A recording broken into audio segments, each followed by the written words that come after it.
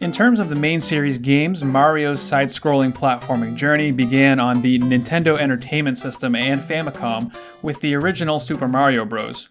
A few years later, the series' life on the NES came to an end with Super Mario Bros. 3, which came out in Japan in 1988, in North America in 1990, and in PAL regions in 1991. The series then moved on to the Super Nintendo with Super Mario World. SMB3 is still beloved 3 decades later. It's one of the best-selling games of all time and one of the most played games in the speedrunning community. Plenty of unofficial SMB3 sequels have been made by fans, as there are over 100 ROM hacks of the game available. It turns out that Nintendo made an official SMB3 sequel of sorts, and I'm not talking about Super Mario World. In 2003, SMB3 was remade for the Game Boy Advance as Super Mario Advance 4 Super Mario Bros. 3. This version of the game included some enhancements, like new voice work from Charles Martinet and new game modes. At that time, they were really pushing the e-reader, a card-scanning GBA peripheral that let users do things like unlock new modes, items, and games in some titles. So they incorporated that into the new SMB3 release. Players could scan e-cards to do things like unlock the Cape power-up from Super Mario World and make other changes to the game. The most notable addition e-cards brought to the table, though, was a whole new world, World E. Also known as E-Reader World or E-World, this new land is separate from the main adventure of the game and in a way is sort of like its own game. On top of 3 mini-games, it adds 33 new levels and 5 remakes of levels from the original Super Mario Bros.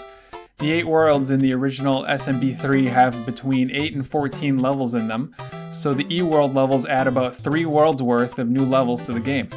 These levels are harder to access these days since not everybody has an e-reader laying around, and most of the needed cards can be a challenge to find.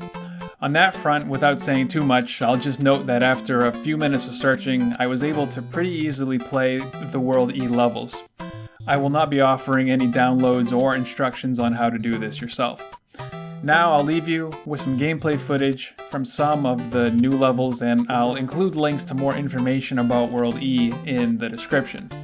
So if you don't want any spoilers, feel free to stop this video now. Also feel free to like the video and leave a comment, and if you haven't already subscribed, I'd really appreciate it if you did.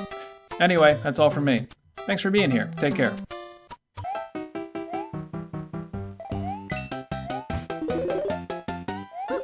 Just what I needed.